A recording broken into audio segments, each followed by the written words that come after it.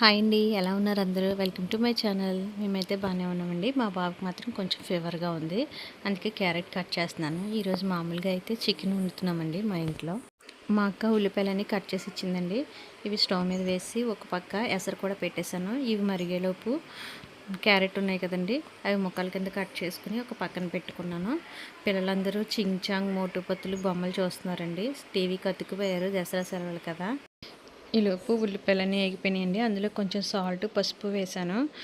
కొంచెం మసాలా కూడా వేసాను. ముందుగానే చికెన్కి ఉప్పు, కారం, మసాలా అన్నీ పెట్టి పక్కన పెట్టుకున్నానండి. మీ ఇంట్లో ఏం కర్రీ చేసుకున్నారు ఈ దసరా సెలవులకి?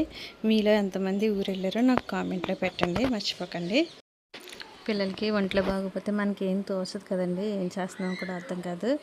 నాకు అలాగే అనిపిస్తుంది, బాబుకి బాగాలేదు కదా, అందుకని నేను ఎక్కువగా కామెడీ వీడియోస్ పెడతానండి. వాటితో పాటు డైలీ రొటీన్ కూడా పెట్టాలనుకుంటున్నాను. వీటిని కూడా సపోర్ట్ చేయండి.